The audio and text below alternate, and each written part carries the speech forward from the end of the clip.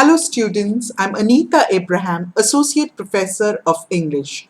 Welcome to the English classroom. This is video number 20. Today's English lesson is from semester 4 of the General English curriculum prescribed by Osmania University for students of BA, BCom, BSc and BBA. Today's topic is CV writing, functional CV. If you like my video, please subscribe and press the bell icon so that you get notified of subsequent videos. Let's get started. Semester 4, Unit 5. We'll be doing CV writing today, functional CV. If you remember, in video number 19, we did CV writing, we did chronological CV. So today we will be doing functional CV. But before we get to doing functional CV, let's see what's the difference between a resume, curriculum vitae, and a biodata. Because these three terms are often interchanged, and we need to know what is a resume, what is a curriculum vitae, and what is a biodata, so that there is clarity, so that we are not using the wrong nomenclature. In general, all the three, that is the resume, the curriculum vitae or CV, and the biodata, they all serve the similar purpose, that is to showcase our qualification, our capabilities, our abilities, and our skills. However, there are very subtle differences between the three, and we need to know it because we need to know when to submit a resume, when to submit a curriculum vitae, and when to submit a biodata, depending on what is being asked for. So, we need to know this subtle difference between the three. A resume, the word resume comes from the French word which means summary. It's a summary of your qualifications, skills, and experience. It is brief, it is concise, and it's a statement which is not more than one or both the sides of an A4 size sheet. Okay, so let's be very clear about what a resume is. It means a summary of our qualification, experience, and skills and abilities, and it is a brief and concise statement which is not more than a page long. Okay, either side of an A4 size sheet of paper. A resume generally uses bullets and avoids narrative. You cannot, tell like a story. It is like brief, concise, and to the point. And it is usually written for a particular job, highlighting the skills that is required for the job. Other skills are just summarized. For example, you are applying for a marketing job, then you will highlight the skills and the abilities that you have for the marketing job. Your other skills and your other capabilities will just be summarized. Okay, and a resume is more suited for people who have previous work experience, and or to apply for jobs where skills rather than the academic qualification is important. So you write a brief, concise statement on your skills, your capabilities, and your abilities for a particular job that you're applying for. And the word resume is mostly used in USA and Canada. Okay, so when they ask for a resume, it's a term associated with organizations that have connections or are from USA and Canada, and that's the nomenclature that they use there.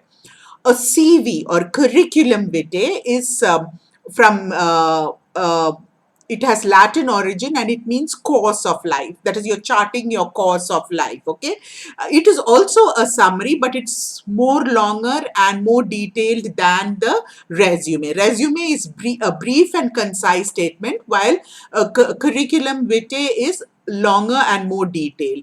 And in addition to the academic qualification and professional experience, the CV or curriculum vitae will include other informations like hobbies, awards, honors, recognitions, memberships of association, and it's at least 2 to 3 page long. Okay, so it's much longer than a resume. And a CV also displays general talent rather than specific skills for a specific position. Okay, so it's more it's a more broader picture of the personality of the person rather than an resume which would be very brief and concise and to the point. It provides information about all the degrees, jobs, professional skills that you have acquired or a person has acquired. And this a CV is more suitable for fresh graduates and those applying to academic, scientific, and research positions, because you need to state all the things that you have done in detail. CV is more common in UK, Europe, New Zealand, and many Commonwealth countries. Okay, so like resume is the word that's used in and that kind of presentation is encouraged in Canada and USA, and a curriculum vitae in UK and other countries in Europe, New Zealand, and the Commonwealth countries also. Now, there's this other word that is commonly used apart from resume and curriculum vitae, and that is biodata. It is the short form for biographical data. It's a rather old-fashioned term for resume or CV. That's what before resume and curriculum vitae came into fashion and being started being widely used. The word that everybody used to use was biodata. Submit your biodata was what was commonly asked for. The emphasis in biodata is on personal information, including information like date of birth, religion, nationality, residence, the address, marital status, and such personal details are never included in a resume or a CV, which only contains academic and professional information. So you must be very clear about biodata, resume, and curriculum vitae. And the major difference between resume and curriculum vitae and biodata is personal information like date of birth, religion, nationality, residence, marital status. These are all not asked in a curriculum vitae or a resume, but it is part of a biodata. And biodata lists the educational qualification, experience in a chronological order. That is, as you did it, 10th, 12th degree in a biodata. Okay, specific skills which usually come first in a resume comes last in a biodata. So while in a resume you are focusing on your skills, your capabilities, your abilities, you're showcasing that. In a biodata it comes in the end, if at all. Okay, some people don't even put it in the biodata, and biodata is often made in a format that is specified by the employer. They usually give like an application form and you just need to fill it up, and it's used mostly in India. And always while applying for government jobs, you must have seen the applications that you fill in, whether it is for an Aadhaar card or whether it is for whatever that is related to the government, or including your what you call forms that you fill in for your application. All these details that are asked, that's in the biodata format. And the term biodata is mostly used in South Asian countries like India, Pakistan, and Bangladesh. Okay, so what do we use a CV for? A CV, quite simply, is an advertisement of oneself. Okay, you're advertising yourself, and the primary purpose of the CV is to make us appear attractive, interesting, and worth considering by the HR team, by the organization, by the company. So you're basically trying to sell yourself, and so your CV must be impressive. After going through your CV, the prospective employer, the organization, the hiring team, the recruiter should be impressed and should be interested enough to call you for an interview. Okay, so your CV is your first, what do you call, chance at making a good impression. So you must have an impressive CV, and looking at your CV, they should call you for an interview. Okay, the CV by in itself will not get you the job, but but an effective CV is a gateway to a successful career. So just because you have a very good CV, and then now there are organizations that prepare CVs for you also, so you could get it made professionally, but never do that. The personal touch is always good. Make your own CV. Take time, work on your CV from semester one, start working on it slowly, so that by semester six you have a good CV for yourself. Okay, but then what happens is, when you have an impressive CV, you may not get it. It doesn't guarantee you the job. It guarantees the interview, and if you do well in the interview, you get the job, and then that's the gateway for a successful career. And the CV should demonstrate that you have the required capabilities, abilities, skills, and the attitude to perform the job that you have applied for. So you cannot have one curriculum vitae or a resume and then keep on applying for jobs. Your curriculum vitae should be tailor made for the job that you apply. So read the advertisement, look for what the employer is looking for, and then fine tune your curriculum vitae so that it meets the job requirement. Okay, and you should send a CV when it is asked for in a job advertisement, or when you're inquiring whether any job is available. So depending on the company, or you're answering to an advertisement, or somebody has told you that there is an opening, tailor make your CV and then apply for it. Now, I'm going to talk about some general guidelines to go about writing a CV. The first is to type your CV neatly. Use a simple layout. Don't make it very complicated and garish and in your face.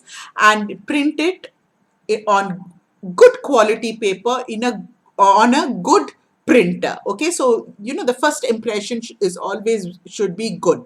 And then use bold or underline for heading. Don't use both bold and underline. So for example, here you see that I have used bold here, general guidelines, and colon, and then I have the bullets to put the important points. Okay, so you should have a neat format. It should not be like garish. And look at the background also. It should be pleasant. You can put up, you can use all kinds of fonts. You can use different kinds of fonts, different sizes of fonts, but that doesn't look impressive.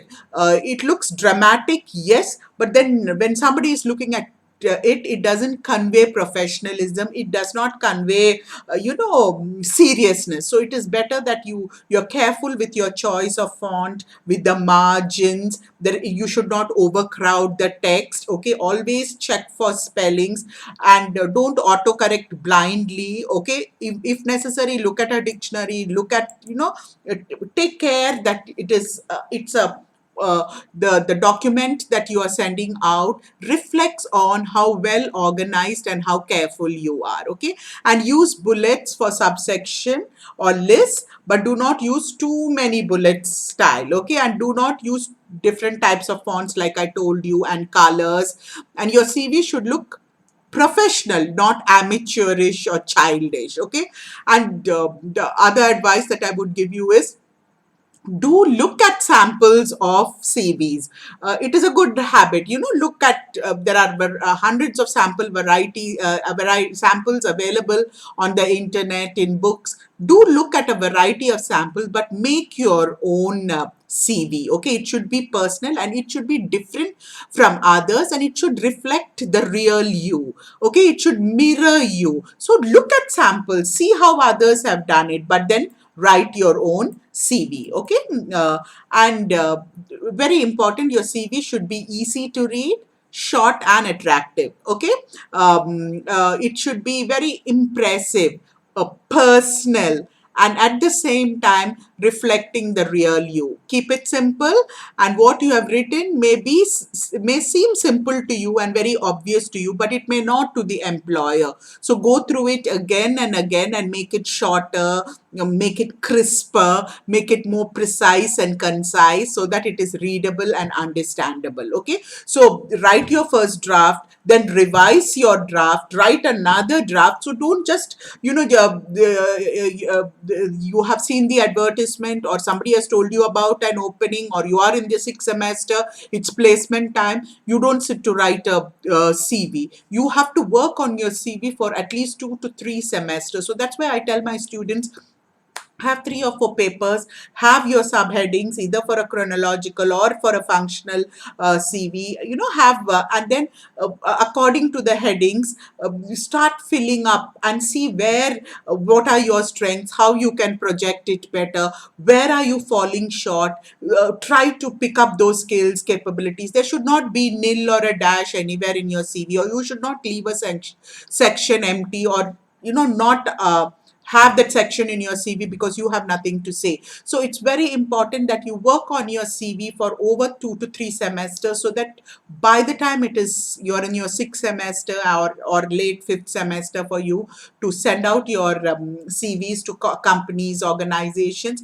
you're ready with an impressive CV. Use simple, straightforward, and formal language. You use a lot of active verbs and very few qualifiers, adjectives, and adverbs as possible. Okay, so that will come when when you write in the beginning, you will use a lot of adjectives, you will use a, it may not be the first draft may not be the will never be the perfect draft, but as time goes on, you start trimming it, fine tuning it, and then finally you will have a very good CV with you.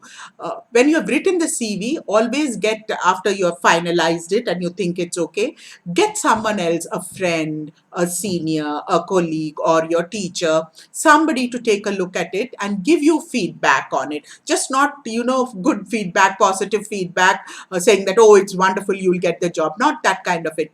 A critical kind of feedback where, where you could improve, where you could make it more crisper, shorten it, and where it is sounding a little vague, or where you could make it more clearer, there where clarity could be more, so ask for feedback so that you can improve on your CV. Now let's look at some of the different types of CVs that are there.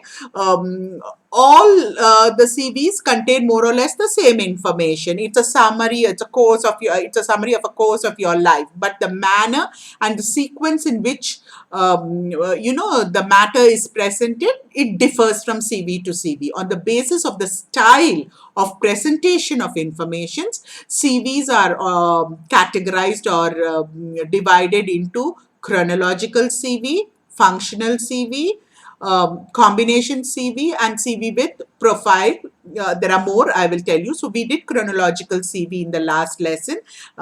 Today we will be focusing on functional CV. Then there is targeted CV, mini CV, non-traditional CV. You can look these things up, but usually though all of them have their use and purpose, you can choose the CV depending on what is asked of you, the company, and the purpose, the context of your application.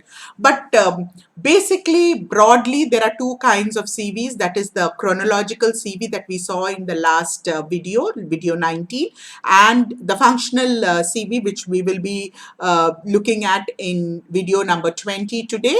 And then there is the combination CV, which is a combination of chronological and functional CV. So once we have done chronological CV. Now today we will be doing functional CV, so it will be easy for you all to do a combination CV. Okay. So in this lesson we will look at functional CV. Okay. So CV writing and functional CV. A functional CV is also known as skill-based CV. It highlights your skills and your abilities rather than your academic qualification or employment history. Instead of giving information in a chronological order, a functional CV organizes your skills into various categories. So it is the focus or the thrust area of a functional CV is your skills, your abilities, your capabilities, and it is going to categorize it so that the employer just looks at it and is able to see that you are the right fit for the job. Okay, so that is how this functional CV differs from a chronological CV.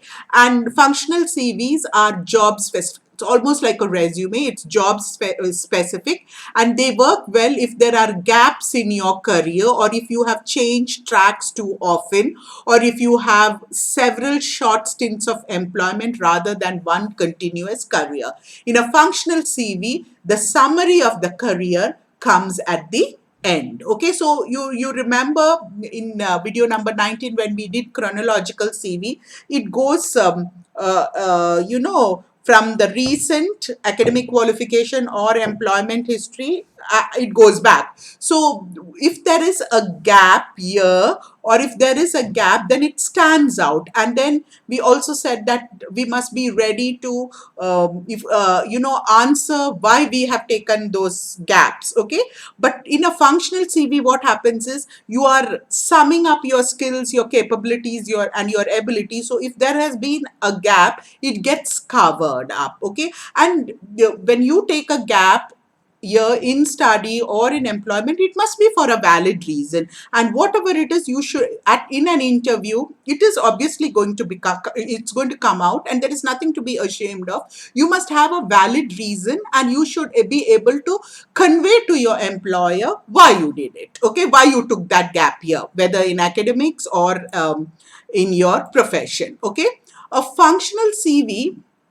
projects your transferable skills and helps draw the attention of the employer to those aspects of your career that you want to emphasize. So like, you're doing a sales, you are applying for a sales job, so you pick up from your corpus of experience those skills and those what do you call experiences that are needed for the job, and highlight it. All right, and you emphasize it. It gives the employer an opportunity to quickly assess whether you have the skills and abilities that are required for the job. So this is a skill based you are skill based projection of yourself. So what is happening here is you are projecting that you have the required capabilities for the job, and your employer is able to assess whether you have the required skill sets to be a good fit into the organization and to do the job. Now let's look at what to include in a functional CV.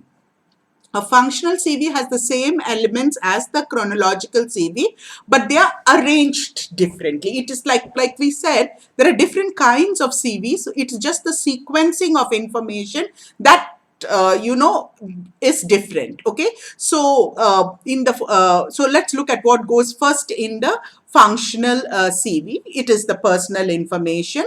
Here you will give name, date of birth only if required. Postal address is important in case they want to communicate with you. Contact phone number, very important. Email address. This is just it. Okay, this is all that's required, like we saw in the chronological CV. After this, you may add a brief personal profile in 4 to 5 sentences, focusing on your key strengths and outlining your career objectives. That is the position you aspire for. So you need, so do you see, after that we were going to academic qualifications in chronological CV, but in functional CV you need to have a little brief write-up. It's called a personal profile in 4 or 5 sentences, and it needs to focus on your strengths and also your career objectives, that, and it should align with the job that you're applying for. That's why I told you that no CV or resume can be prepared and kept in advance. Yes, you can have a broad one ready, and you need to fine tune it for every job that you are applying. So if this is a marketing job that you are applying, then you need to align or outline your career path in such a way that it is for a marketing job. If it was for a sales position, then you need to align your career objectives towards a sales job. So that's where you are your smart thinking comes out, and you know how you project yourself comes out. Okay, so don't prepare one and keep and say, oh, my CV is ready and I'm just going to send this out for everybody. Okay, and then the second, after personal information and the personal profile, the second area in a functional CV would be to focus on the skills and abilities that you have, rather than when or where you acquired. Okay, so you don't have to focus on which year you did your computer course or which year you did your MBA in marketing. That's not important. What are your takeaways from these experiences, and what are you willing to do, how will you be the right fit for the company? Okay, so instead of listing the jobs you have done or the designation, mention the functions you have performed, followed by the evidence of your skills in those roles. That is, this was your job role and this is what you did, and these are the skills that you acquired, and these are, and highlight those things. All right, okay. And then you move on to a career history, which is a brief summary of your career.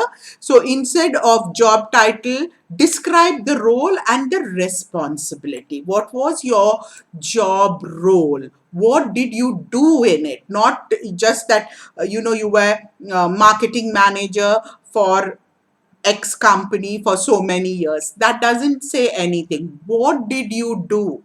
Okay, what did you bring to the table? What did you do as marketing manager, and what were your achievements? Okay, what were your uh, what do you call takeaways from that job? Okay, or what did you give the job? What were your achievements? Highlight those things, what you did in that role. Okay, and then you move on to education and training. Again, instead of merely listing your academic degrees, what you possess, mentions the skills that you have acquired through these courses. So if you have done an MBA, then what are your area of specialization? Okay, so let's say you have done an MBA, your specialization is marketing, and it is e-marketing that you are specializing in. You understood what I'm trying to say? So instead of just saying an MBA from IIM Ahmedabad, say you have an MBA in marketing and your area of specialization is e-commerce. Okay, so there you are, and you are narrowing what your area of specialization is, and see that you highlight those skills that are relevant for the job that you have applied. Now, if you say you're specialized, if it's a marketing job and it is not an e-commerce company, then just say, leave it at you are a marketing professional and you have these kind of skill sets. Don't highlight the e-commerce at that. You understood? But then if it is an e-commerce company, then highlight that. So depending on which job that you are applying for, make sure that you are highlighting those skills and capabilities and abilities that you have. And then the fifth area that you need to work on is interests and achievements and additional information. Similar to the chronological CV, mention your interests. Please have a hobby, an area of interest, something unique, something that tells that you have a rounded personality. It is just not academics and work, that volunteering, social service. It could be anything. Bring something different into your profile, so that it is interesting and different from the rest, and particularly those that are relevant to the job applied for and those that reflect your personality. Okay, so always your area of interest and achievement may not be mm, uh, you know in tandem with the job that you are applying for, but never mind. Show that you have a well-rounded personality. It could be something like rock climbing, or it could be theater. So what, it shows how what do you call rounded the personality you have, and that you have varied interests, which is a reflection of of your personality. And then, of course, the sixth section that you need to concentrate is references. You need to give 2 reference, as in the chronological CV. However, in this format, it is acceptable to write available on request. Also, as in the chronological CV, you must have a covering letter that is state in 3 or 4 lines about yourself. That is not in what you call in your CV, and just sum up your profile and then apply for the job. So similarly, the reference, you put in 2 references there. That is the best. Tell the reference people whose names you're giving as reference that you are, take their permission and put it there, their email, contact, okay, and their designation. Otherwise, you can say available on request, but then it's better at the entry level to put it in. One can be from, a place where you worked, did an internship or volunteered, somebody who knows you well, or and the other can be from where you have studied. Okay, so those, and if you have not done a part-time job, or if you have not done a job or something like that, then somebody whom you know, who can vouch for you, who can uh, you know vouch for your credibility, your honesty, your integrity. Those are those kind of, you need to pick up 2 people who can, talk for you and say that you are a reliable person. So now let's look at a sample functional CV, so that it helps you, prepare your own functional CV. I would advise that everybody should have a chronological CV and a functional CV. Staple 4 5 papers together, and then have the various headings, 6 in chronological, 6 in functional. Put down all the information that you already have, and then start fine tuning that. And wherever you don't have information, you don't have anything to write about, start working on those areas. So I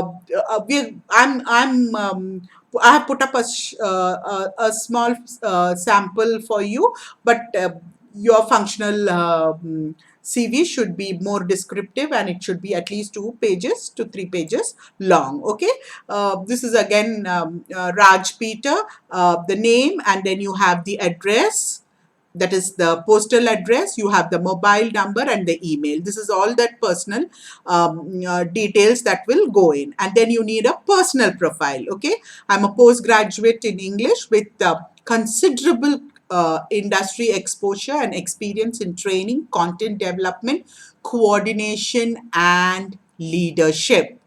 I am capable of achieving personal as well as institutional goals, as evidenced by my career graph and successes at the workplace. I am now looking for a challenging position that offers long-term potential in research, training, and content development. So you see, it's a brief write-up on his skill sets and what he is looking for in, what he wants his career graph to be. So do you see how it goes? Okay, so the personal information here, and then the personal profile in 6 lines. Okay, it says what his skill sets, capabilities, abilities are, and how he has charted out his career path. The next heading would be, or subheading would be, skills and abilities. Again, you need to have a write up on your skills and abilities. So now he's looking, look at how he has put it. Okay, Peter Raj. Training. I have conducted language training courses for 6 batches of newly recruited personals in the last 2 years. Each batch comprised 35 members, and the duration of each course was 6 weeks. The training led to a noticeable increase in the retention rate of employees. So he's telling what he has done while he trained 6 batches, and what was the outcome. The training resulted in retention rate of employees. So you need to not only say what you did, and you also need to highlight what was the outcome. All right, and then after training, he goes on to marketing, which is the other skill set that he has. I have successfully marketed language training modules for in-service personnel. The career growth of the trainees proved the effectiveness of the module. So he has developed and marketed language training modules, and that is what he did. Okay. And what has happened because of that? The career growth of the trainees have shows that his training modules have been very effective. So what he did and the outcome. So you should be very clear and precise. Now he's talking about his leadership qualities. Okay, I have led a team of 6 language trainers and our team won the best performance award this year. So he's talking about how he is leading a team of 6 trainers, language trainers, and what was the outcome? They have done such good work that they won the best performance award. So do you see how in this sample functional CV, 3 areas: training, marketing, leadership, he is highlighting those 3 skill sets. He's telling what he has done, okay, and then there is no timeline or anything. He's just telling us what he did and what were the outcomes. So it becomes very easy for the employer or whoever is reading to just pick up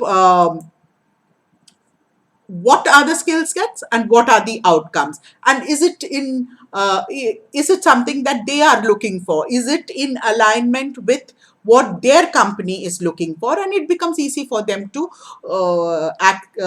recruit or reject the application. Now you move on to career history. This is where you will talk about the job that you're doing and what are your core competencies. Okay, what is your job profile, what are you doing? Okay, now look at him, how Peter Raj has written his career, his job role: career language coordinator in Prime Technologies, Hyderabad, and 1916 to date. So here he has given the date. Okay, in this position, I am responsible for. Okay, what are his core competencies? What are his job roles? Recruiting, training personnel, training the trainers, and coordinating with the HR department. So that is what he does. That is his job role. Okay, and as marketing head, in-house limited Secunderabad, 2014 to 15. So do you see, again, chronologically you need to put it, that is the latest will come first and then you go down. Okay, so marketing, he was marketing head in a company called In-House Secunderabad from 14 to 15, 2014. I was responsible for demonstrating language softwares developed by the company in professional colleges in South India and procuring orders for them. Okay, so that is what he did. Then he was also Research Fellow, Language Institute, Pune from 2013 to 14. My role in this job was to conduct surveys in schools and colleges and collect and collate data. So do you see, he's telling what his role was when he did it and what was his core competencies or what he was doing in these roles. So it becomes easy for the employer to see, oh, so this is his trajectory. He started off here and this is how he has grown. Okay, so these are the roles that he did. Now, education and training. Now this is again needs to be written down for. Okay, you have to nicely summarize your education training. In 2016, I successfully completed a diploma course in teaching language from Open University while continuing in a full-time job. So this is very impressive that you are not stopping your learning, you are working, and at the same time you're acquiring the necessary knowledge, academic knowledge that is needed. Okay, so this balancing work and academics is something that everybody looks upon favorably. Okay, so this is a plus point in the CV. Then he goes on to say He did MA English from Osmania University. He passed out in 2012. The coursework included writing a project report and practicing teaching. Besides learning the theoretical aspects of the language, I learned research methodology through project work and classroom skills through peer teaching. So he's not listing out his MA, whatever he did, you know, the courses, the different papers that he did. He has just picked up the essence of the skills that he has picked up from doing the 2-year MA English program from Osmania University. So you should be able to do that. So you need to look up the objectives of the program and the outcomes of the program, and then put it together so that realize and are able to write a gist of what you gain from your course. Okay. Then moving on to the next parameter in your functional CV, which is interest and achievements and additional information. So this is almost similar to what we did in chronological CV. It has to be something interesting. It has to be something dynamic. It must talk to the people who are reading about what kind of a person you are. And I told you, volunteering, working with social work, NGOs, working with, or even doing something like painting, stamp collection, something personal. But you must have a hobby. You must do something that's useful to society, personally helps you grow, okay? And even in your profession, your achievements. So let's see what Peter Raj has done. I'm an active member of the voluntary organization Hyderabad Rocks, which works for the preservation of rockscapes in Hyderabad. So this is very impressive as a young person, something very different from his field of expertise, but as a young man interested in environment, in preserving the environment, so it gives such a favorable impression. Okay. And please don't write lies and don't put things in your functional resume just because it sounds impressive. Only put things that are truthful, honest. Okay. And if you don't have an interest, or you should develop an interest. Okay. Pick up an activity that you like. It could be painting, dancing, volunteering for NGOs.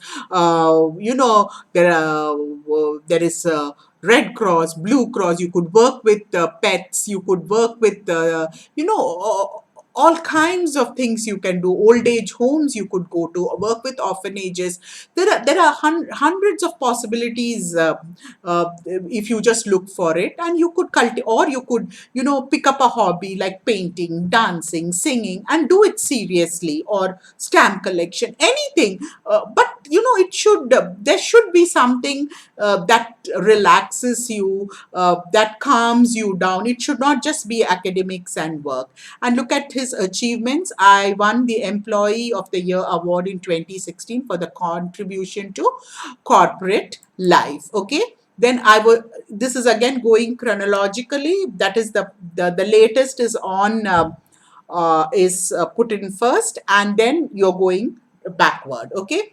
uh, Chronologically, but in reverse. Yeah, I was awarded the Best Student Prize 2012 during my postgraduate course at Osmania University. I'm proficient in Hindi, English, Telugu, and I'm currently learning Chinese and Esperanto. So he's just telling us that these are his achievements. Okay. And very nicely putting that he's still learning. And when you convey the fact that you are a learner, you are willing to learn, a lifelong learner, it gives a very positive image of you to the employer. And then the last thing would be the references. 2 references in functional CVs, you can say, will be provided on request, but it's better that you give 2 references. Here the head HR training of Prime Technologies, Samina Mirza, is his first reference, that is from work. And then the second is Professor Ms. Rao, who is the head of the English department from his university. All right. So note here in the functional CV, the career gaps, that is from 12 to 13, 15 to 16, are de-emphasized in the format of the functional CV. But then either explain the reason for the gaps in the CV itself, or be prepared to give answers in the interview, just like in your chronological, because everybody will know that there are gaps. But then in a functional CV, it gets de-emphasized because you are concentrating on your abilities, your skill sets, your core competencies. So what happens is it gets de-emphasized, but that doesn't mean it doesn't get noticed. Be ready to answer why there are these gaps and give valid, honest answers. Okay. This is the only way of writing about yourself. You can make this is this is one way of writing about yourself, but this is not the only way of about how you present a functional CV. You can also make it, here you had the I, you personalizing it.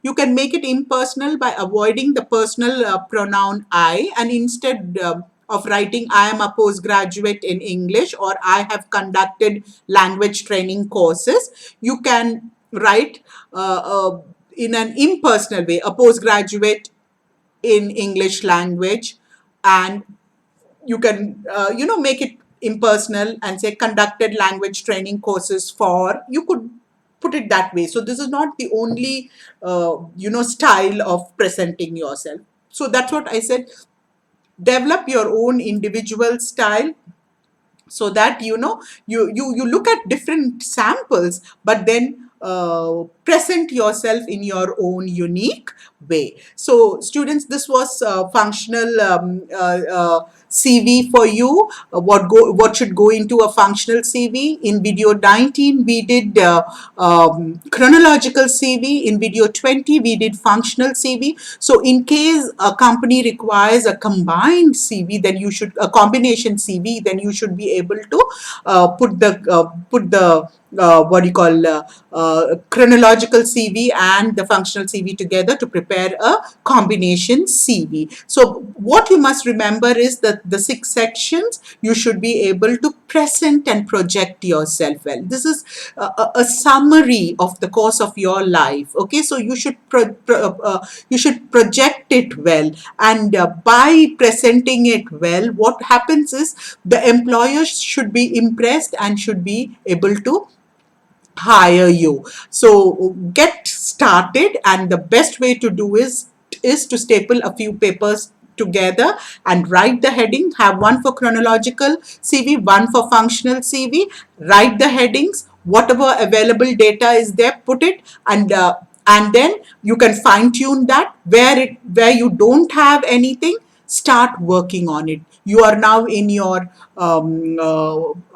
let's say 4th semester, or you're in your 2nd semester, whichever semester you're, 1st, 2nd, 3rd, 4th, really doesn't matter. Start working on your CV. I would advise that from the 1st or 2nd semester itself, you start working on your CV. So when you see areas like you don't have an internship, you don't have a part-time job, you're not working with an NGO, you're not volunteering, you don't, or you have not, you don't have an area of interest, you don't have an hobby, you can join the sports club, you can join the dramatics club, you can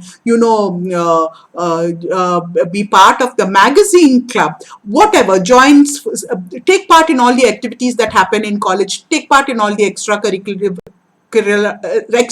activities, whether it is related to academics or it is general. There is eco club, there is NCC, there is NSS, there is Red Ribbon Club. There are so many clubs in colleges. We have MOUs with different NGOs. Volunteer with them so that you have something to put down in your CV, because you can't write nil dash. You can't just have your educational qualification, nothing, because these days students are doing so much. Do courses, do computer courses, do courses that are related to your optional, so that you have things to put down in your CV.